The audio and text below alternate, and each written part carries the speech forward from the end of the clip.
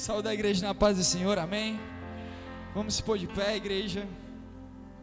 É motivo de grande alegria estar aqui, servindo a mesa do Senhor, amém? Desde já quero agradecer ao pastor Francisco pela oportunidade, agradecer as orações dos irmãos, e vamos abrir a Bíblia no livro de Marcos, capítulo 7, versículo 34.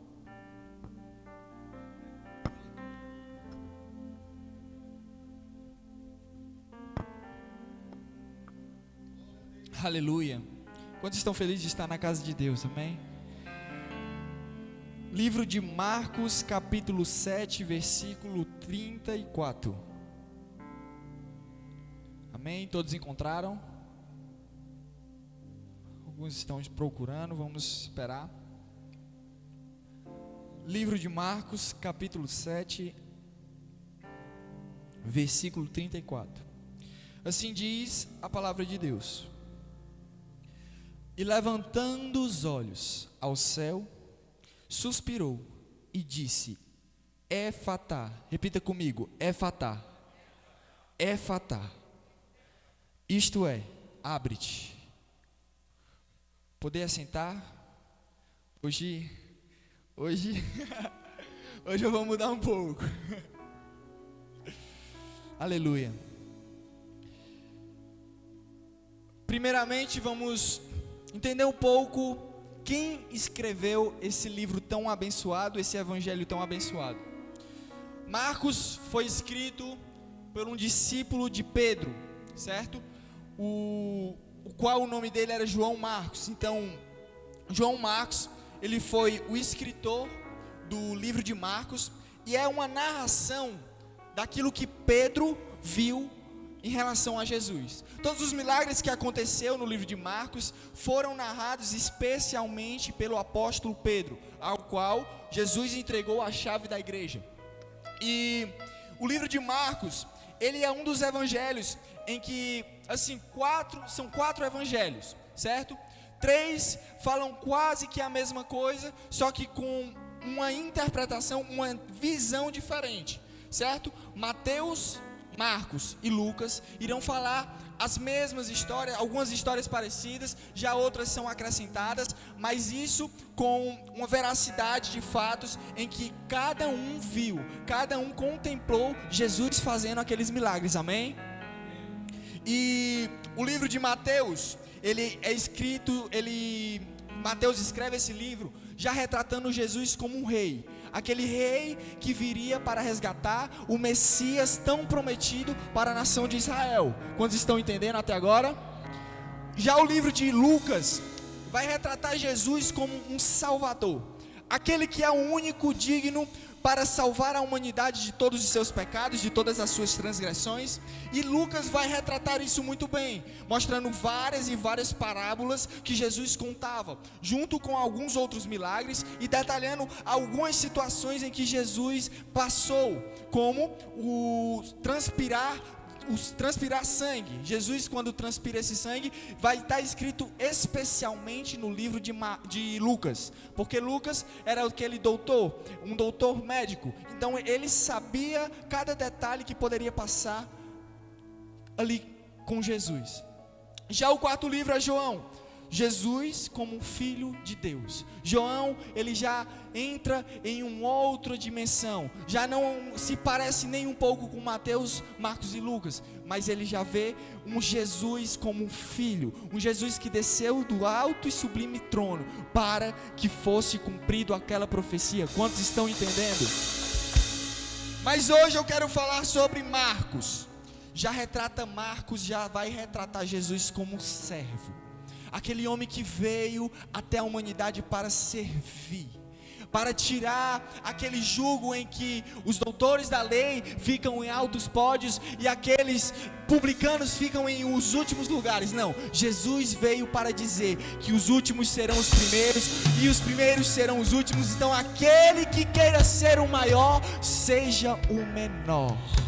Quantos estão entendendo a mensagem do Cristo? Quantos estão entendendo a mensagem do próprio Jesus?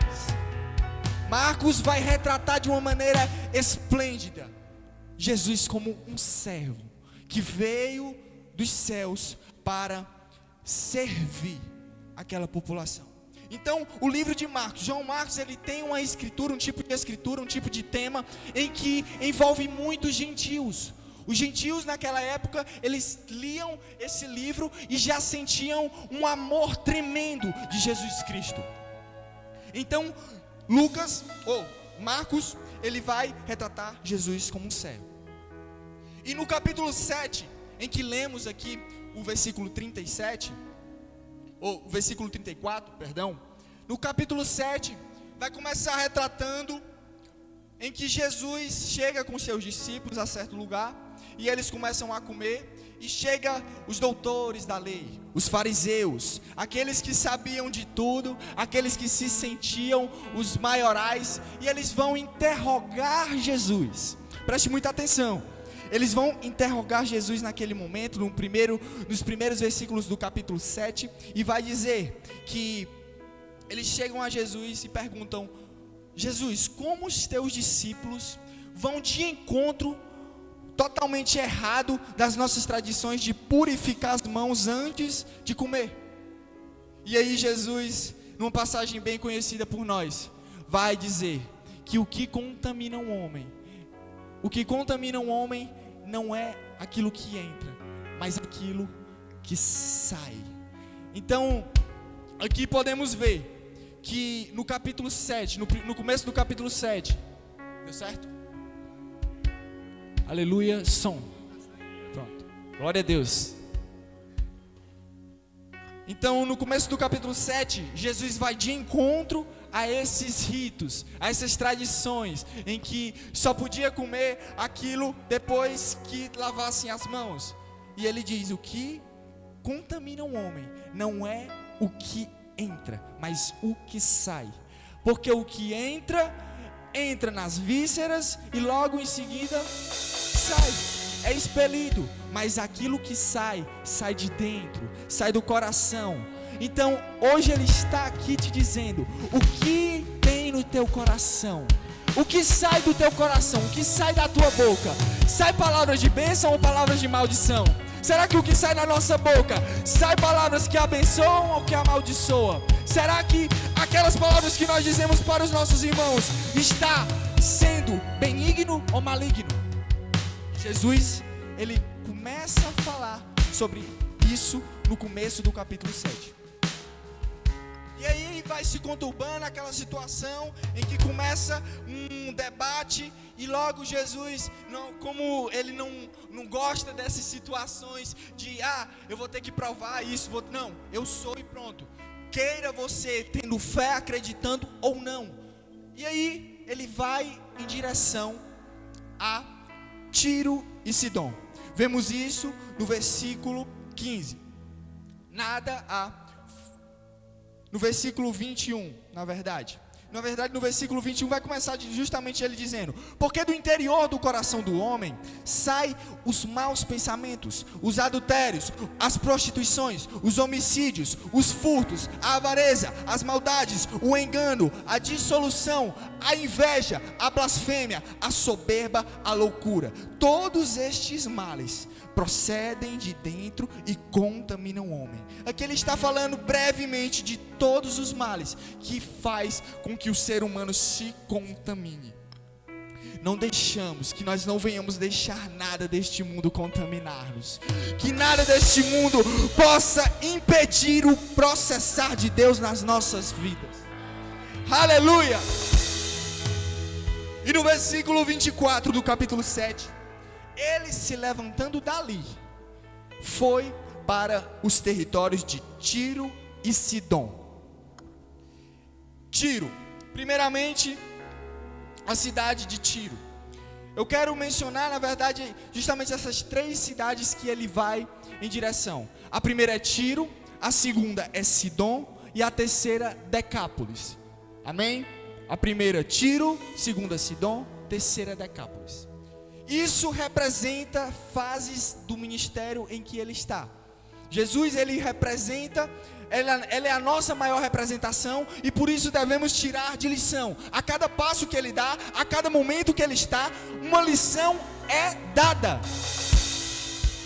E dentro disso, Tiro, a primeira cidade em que ele vai visitar. Tiro era uma cidade altamente comercial, uma cidade em que havia muito fluxo de pessoas, e uma cidade pagã, uma cidade idólatra. Dias de hoje seria como se fosse ali entre o meio do Líbano. Antigamente era chamado a Fenícia, mas dias de hoje é como se fosse o Líbano. E aí nessa cidade comercial, nessa cidade pagã, idólatra, em que poderíamos dizer que seria uma das cidades menos favorável para ele realizar milagres, realizar os seus objetivos, realizar aquilo que ele foi feito para realizar. Por quê? Porque era uma cidade idólatra, era uma cidade de gentios. Cadê os homens de Deus que Deus escolheu? Não estavam ali. Ali estavam somente pessoas perversas, pessoas que não pensavam, pessoas que adoravam vários deuses. Mas se ele foi com um objetivo. E em Tiro, no capítulo 7 do versículo 26 de Marcos, vai falar que ele ali encontra uma mulher. Encontra essa mulher que, na verdade, começa no capítulo 24, em que ele vai dizer que, entrando numa casa, queria que ninguém soubesse, mas não pôde esconder-se. Sabe o que é que eu aprendo só nesse versículo? É que às vezes nós queremos ser escondidos, às vezes nós queremos, não, eu quero dar um tempo, eu não estou muito bem, mas o chamado de Deus fala mais alto do que a nossa vontade. Quantos creem? O chamado de Deus fala mais alto do que aquilo que tu pensa. O chamado de Deus, ele vai além do que tu imagina. E ali ele entrando nessa casa, ele querendo se esconder, mas um milagre procura. Aleluia.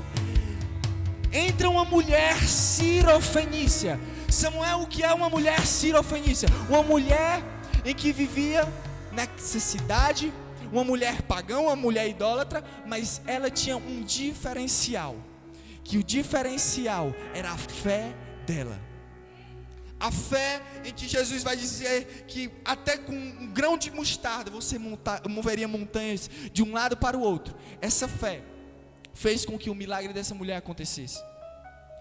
No capítulo 27 vai dizer, no capítulo 26, e a mulher era grega, cirofenícia, de nação daquela região, e rogava-lhe que expulsasse de sua filha o demônio. Mas Jesus disse: deixa primeiro saciar os filhos, porque não convém tomar os pães dos filhos e lançá-los aos cachorrinhos. Você já parou para pensar? Jesus chegando para você querendo um milagre, querendo uma restauração da sua filha que está endemoniada, e você chega até Jesus e Jesus diz: primeiro os filhos, depois os cachorrinhos. Será que hoje teríamos a humildade de reconhecer isso? Será que hoje, vendo Jesus falando isso, teríamos o nosso orgulho quebrado para poder aceitar isso de Jesus? Porque às vezes acontece muitas situações em que Jesus quer te dar o milagre, mas Ele quer primeiro testar o teu orgulho. Ele quer primeiro testar até onde tu vai, até o teu brio, e depois que vem um milagre na tua vida. Quantos creem nisso? Levante as suas mãos para o alto e diga: Deus, eu quero ser testado. Deus, eu quero ser liberto do meu orgulho, quero ser liberto dos meus pensamentos, eu quero ser liberto das minhas vontades e fazer somente a tua vontade. Oh, quantos creem nisso? Manifeste-o, adore a Ele, sinta o Espírito Santo. O Espírito Santo, você tem total liberdade em agir em nossas vidas. Ora, mandaraias.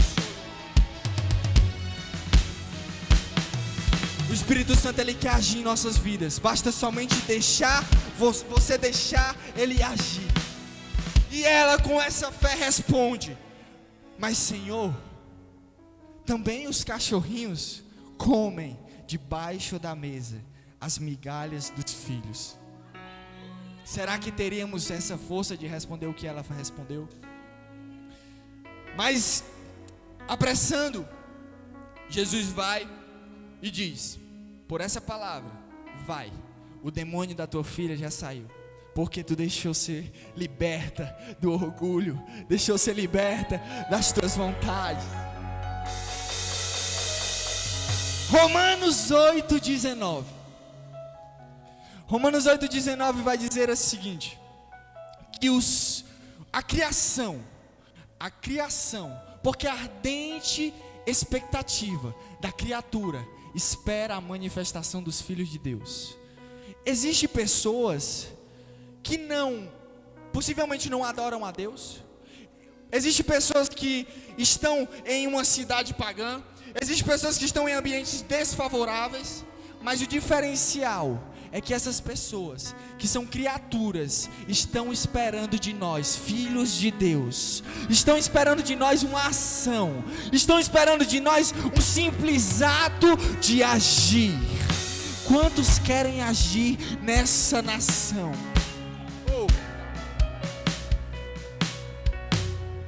E essa primeira cidade que ele passa, Tiro, ele vai cumprir essa missão. Então vemos uma primeira fase, em que ele sai da Galileia e vai para Tiro, passar esse tempo com essa determinada missão.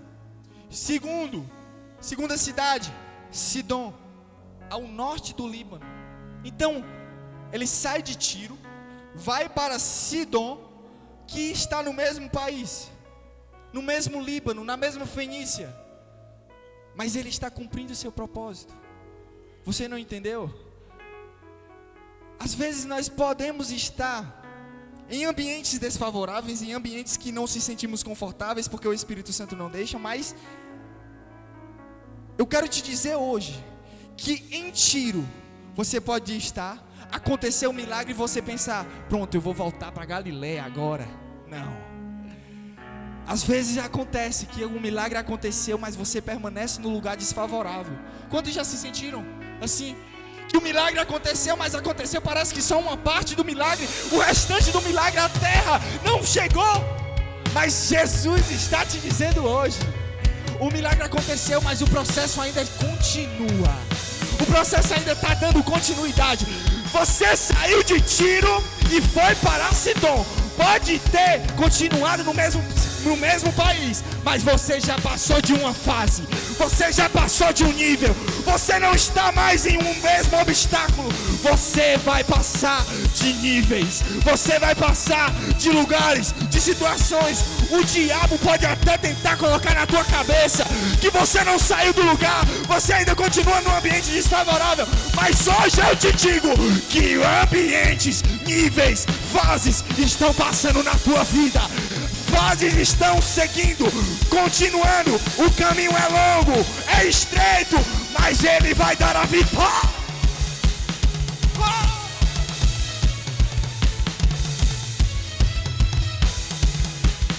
O caminho é estreito, mas ele vai dar a vitória. O inimigo pode até tentar, mas o efatá de Deus está chegando. Logo em seguida, ele sai de Sidom e vai para Decápolis. Diga comigo, Decápolis. Decápolis é um nome grego criado por dois termos, Deca e Polis. Decápolis era uma cidade em que havia 10 municípios. Então, Deca, daí vem o nome Deca, que significa 10 no grego, e polis significa cidade, assim significando 10 cidades aglomeradas. E aí Jesus chega a Decápolis. Hoje seria mais ou menos a região da Síria, Jordânia e um pouco do norte de Israel. E Jesus, quando ele chega a Decápolis, ele não é mais um desconhecido, porque lembramos que Jesus já havia passado em Decápolis, certo? na cidade chamada Gadara. Então Gadara era uma das cidades que fazia parte de Decápolis.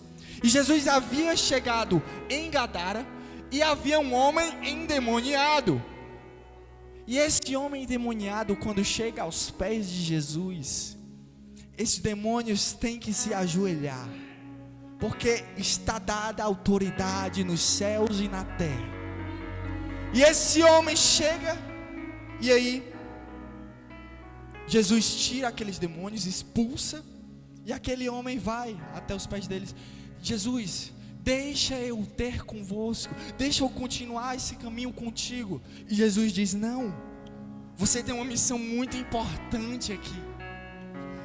Jesus, tão acostumado a chamar as pessoas para seguirem ele, mas esse homem é diferente. Ele vai e diz: fica. Coloca para mim Marcos 5:16. Marcos 5:16 vai dizer assim: e os que aquilo tinham visto contaram-lhes o que acontecera do endemoniado e acerca dos porcos, porque depois que Jesus expulsa os demônios vão em direção aos porcos, e os porcos se tacam a precipício. Próximo versículo: e começaram a rogar-lhe que saísse dos seus termos. O pessoal que viu aquele endemoniado ser curado, ser expulso os demônios, está dizendo: sai daqui, tu vai perturbar a nossa cidade, sai. Continuando: e entrando ele no barco, Jesus, rogava-lhe, o gadareno, e entrando ele no barco, rogava-lhe o que fora endemoniado, que o deixasse estar com ele, rogando a Jesus: meu mestre, deixa eu continuar seguindo a ti. Próximo: Jesus, porém, não lhe permitiu, mas disse-lhe: vai para a tua casa, para os teus, e anuncia-lhes quão grandes coisas o Senhor te fez, e como teve misericórdia de ti. Não há uma ação de Jesus que não seja uma ação movida pelos céus. Não há. Todas as ações, todas as falas de Jesus tinham um propósito, e assim tem que ser na minha e na sua vida. Tudo que iremos fazer, um propósito. Tudo que iremos agir, um propósito, porque há um propósito nos céus e debaixo da terra. E aí esse homem fica em Decápolis. Próximo versículo: e ele foi e começou a anunciar em Decápolis quão grandes coisas Jesus lhe fizera, e todos, diga todos, se maravilharam.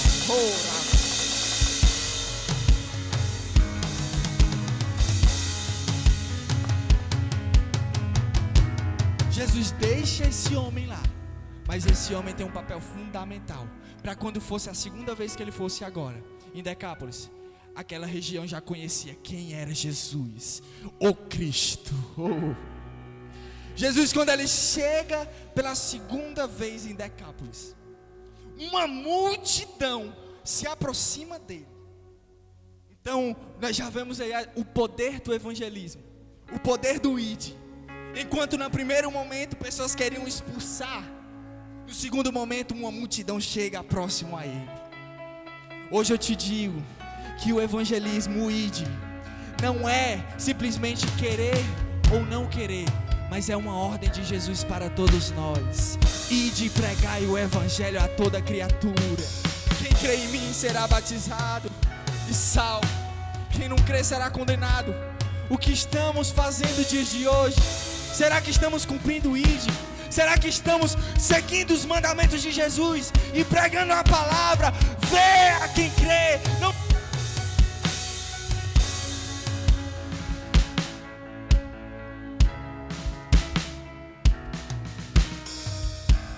Não importa quem for ouvir, pregue. Não importa quem dê interesse ou não, pregue. E por causa da pregação daquele gadareno, aquela cidade, Decápolis, já conhecia Jesus Cristo. E aí, uma multidão se aproxima, ele aparece com um homem surdo e mudo. Aqui nessa versão, na Almeida Corrigida ACF aí. E Almeida Corrigida Fiel, obrigado. Nessa versão vai dizer que se aproximando um surdo e gago, mas nos originais vamos perceber que ele não era gago, mas sim ele não falava nada, ele era mudo. Então, além de ele não ouvir, ele não falava, não pronunciava nada. Então era um homem que não podia escutar e um homem que não podia nem falar. Porque se ele fosse gago, dava até para ele se expressar, dizer que tá doendo, alguma coisa assim, mas um homem que não fala, um homem que tem um silêncio absoluto. Esse homem, a partir da cultura judaica, nós podemos ver que esse homem, por ser mudo e por ser surdo, ele era impedido de participar dos ritos normais, dos ritos judaicos. Ele não podia dizer o Shema Israel Adonai Eloheinu Adonai Erahá. Escuta Israel, o Senhor teu Deus, o Senhor é um. Ele não podia adorar, segundo o judaísmo, ele não podia adorar a Deus de uma forma completa. Então a adoração dele seria de uma forma incompleta. E possivelmente ele já estava condenado. Você já parou para pensar nisso? Que um homem estava sendo condenado por uma coisa que ele tinha nascido ali. Muitas das vezes, esse homem pode até representar a gente. O clamor da alma que muitos não podem escutar. O grito gemendo de dentro, de ansiedade, de pensar, meu Deus, o que é que eu vou fazer? E somente aquele grito pode ser escutado por você mesmo. Você já parou para pensar nisso? Esse homem muitas das vezes representa justamente essa sensação de você falar e ninguém te escutar. Mas havia um que escutava os gritos daquela alma. Havia um que escutava aqueles pensamentos. Havia um que escutava a ansiedade, que sentia o medo. E esse é Jesus Cristo. Quando esse homem chega até Jesus, essa multidão vai dizer logo assim, no capítulo 32, no capítulo 7, no versículo 32, e trouxeram-lhe um surdo, que falava dificilmente, mas eu já expliquei aos amados irmãos, surdo e mudo, e rogaram-lhe que impusesse as mãos sobre ele. E aí, a multidão chega e diz, Jesus, está aqui, ele não escuta, ele não fala, impõe as mãos sobre ele, que ele vai ser curado. A fé da multidão era essa. Mas Jesus não faz com padrões. Jesus não tem um padrão. Ele age da maneira que ele quer, ele usa da maneira que ele quer, ele fala da maneira que ele quer. Então Jesus, ele para cegos unge os olhos com barro e saliva. Já com leprosos, ele toca e abraça, e o leproso é curado. Paralíticos, ele ordena que se levantem e andem. Mortos, ele chama pelo nome e ressuscita. Eu te digo hoje, que não é do jeito que tu está pensando. A situação não vai se resolver da maneira que tu quer, mas é da maneira que Ele quer. Não é do jeito que pensamos e que planejamos, mas é do jeito que Ele planeja. E Ele tem um plano para cada um que está aqui. Não importa a sua situação, não importa se você não está sendo escutado, se você não está sendo compreendido, mas eu te digo hoje que Ele tem um plano, Ele tem um projeto para a tua vida e para a minha vida. Quantos creem nessa palavra, adore, exalte, engrandeça o nome dEle.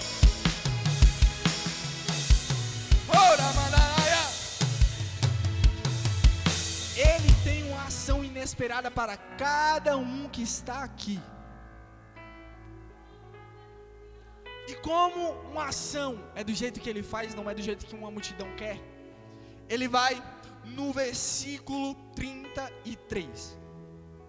E tirando-o à parte de entre a multidão, pôs-lhe os dedos nos ouvidos e cuspindo tocou-lhe a língua. E levantando os olhos ao céu, suspirou e disse: Éfatá.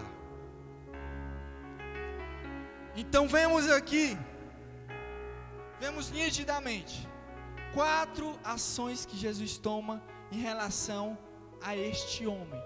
A um homem que não poderia ser compreendido por qualquer um, mas somente compreendido pelo ungido, pelo Messias, pelo Cristo. E a primeira ação que notamos aqui é que ele tirando da multidão. Jesus, ele tem determinadas ações para cada um que está aqui. Quantos creem? Ele tem determinada ação. Com a missionária de um jeito, com a missionária Silvia de outro, com a diaconisa Yasmin de outro jeito, com a missionária Tende. Cada um tem um jeito que Jesus vai tratar. Quantos creem nisso? Então, não importa o jeito, mas ele tirando da multidão, tirando da aglomeração, tirando daquela perturbação, tirando daquele ambiente, ele vai fazer as outras ações. Sabe o que é que acontece comigo e com você dias de hoje? Às vezes nós estamos acostumados a não serem compreendidos, às vezes estamos acostumados a não ser ouvido, mas ele está te dizendo hoje, ele está te dizendo hoje: vem, eu quero te tirar do ambiente de aglomeração, de um ambiente que perturba a tua alma, de um ambiente que ninguém te entende, mas somente eu te entendo.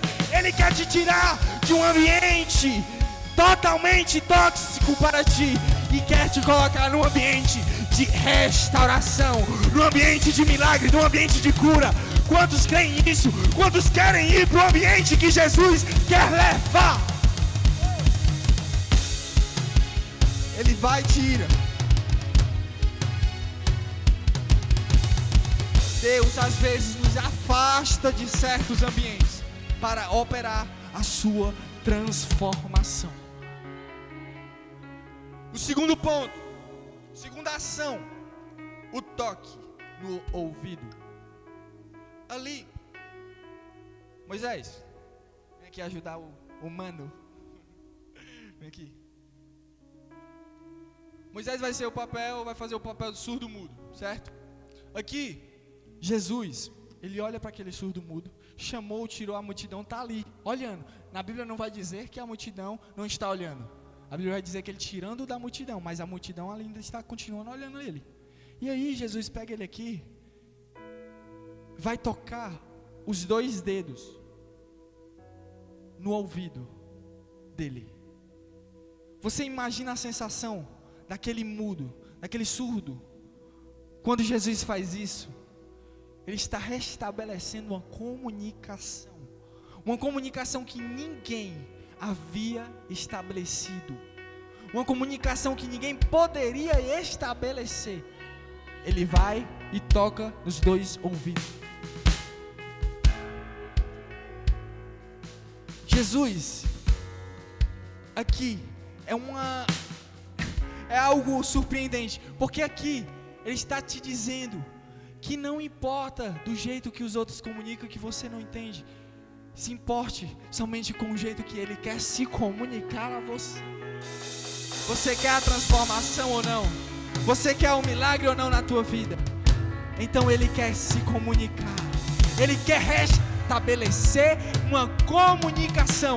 Ali, quando ele coloca o dedo no ouvido, ele está restabelecendo uma comunicação que ele nunca tinha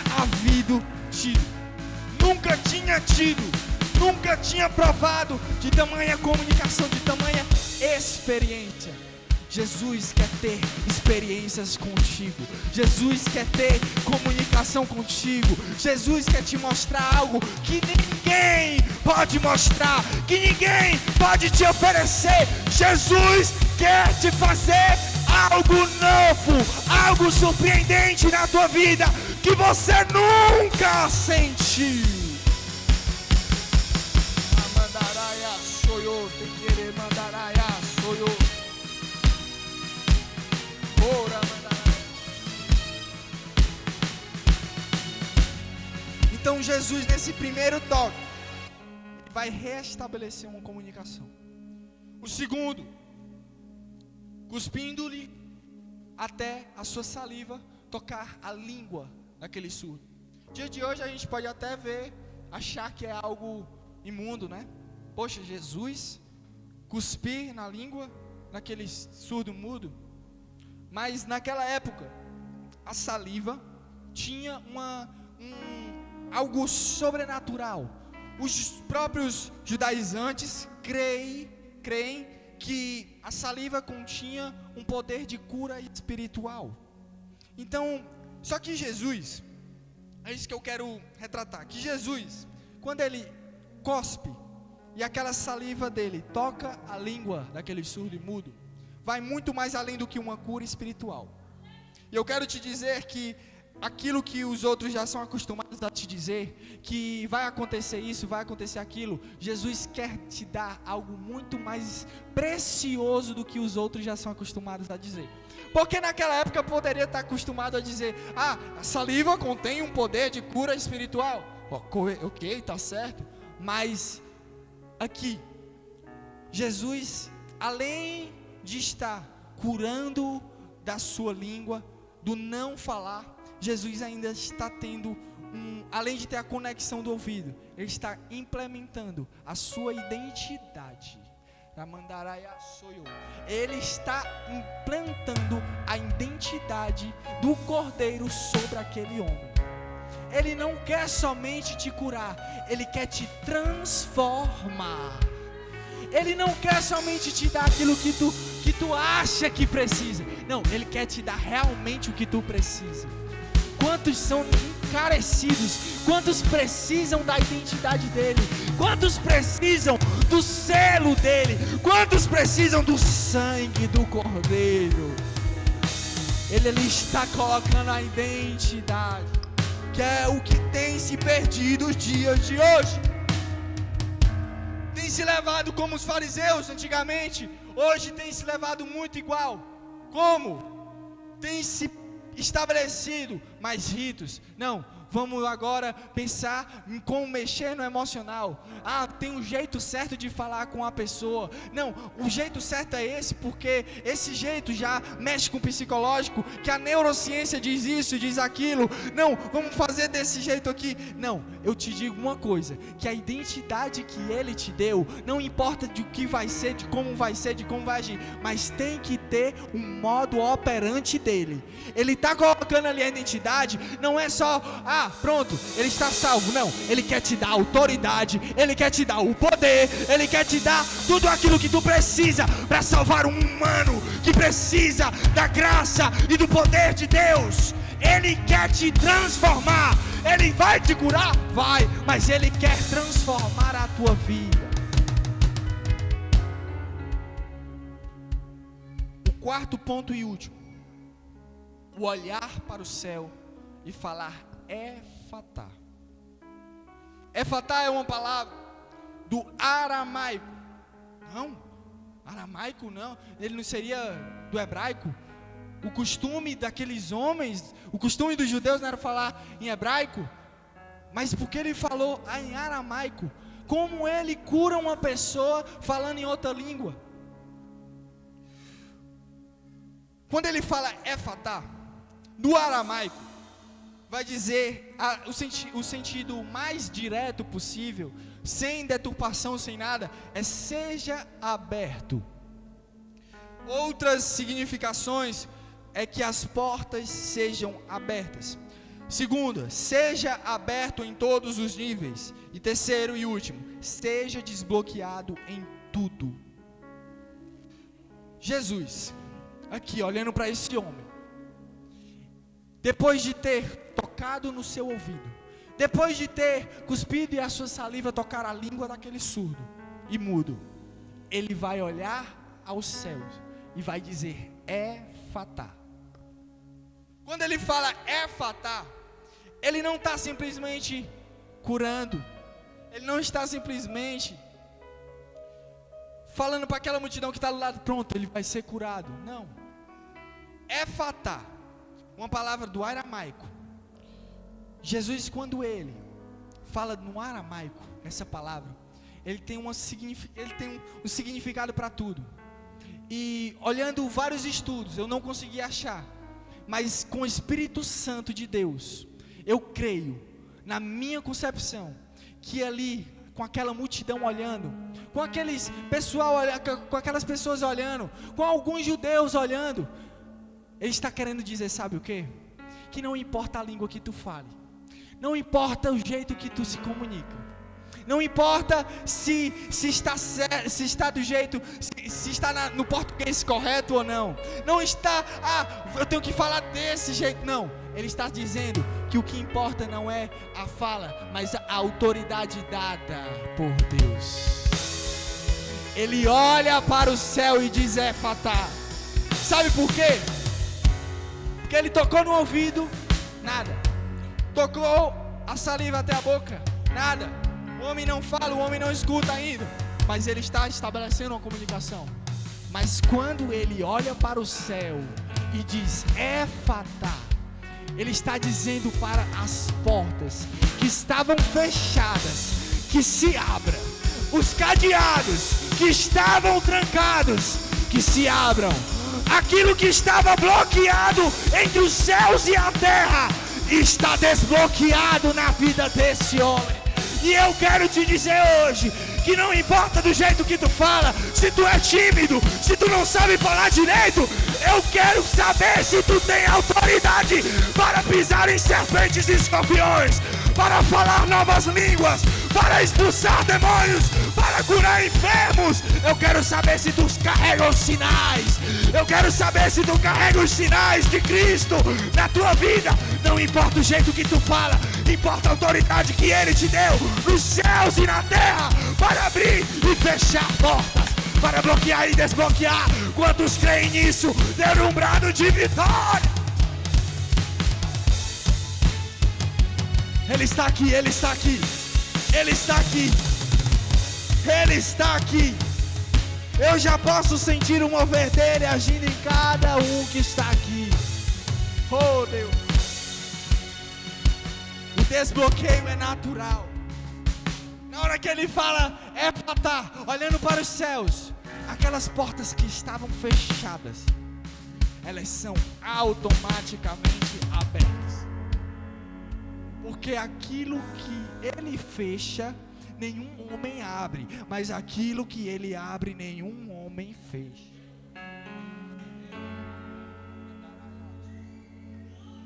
Então, Jesus, depois de ter dito Éfatá, no 35, ele logo, aquele surdo e mudo, logo abriram os ouvidos, e a prisão da língua se desfez, e falava perfeitamente.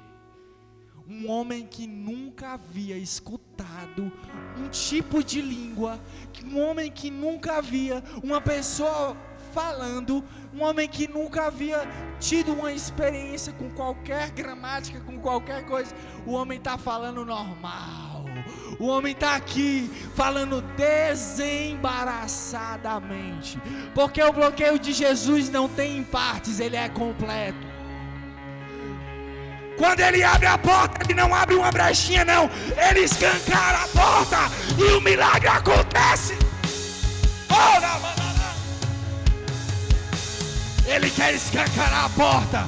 Aquilo que estava fechado vai se abrir na tua vida, e não vai ser só um pouquinho, não vai ser em medidas pequenas, mas vai ser transbordante. vai transbordar, o azeite vai transbordar na tua vida, vai transbordar nas tuas finanças, vai transbordar no teu espírito, vai transbordar no teu físico, vai desbloquear o espiritual, o emocional, o físico, tudo, porque Ele faz por completo.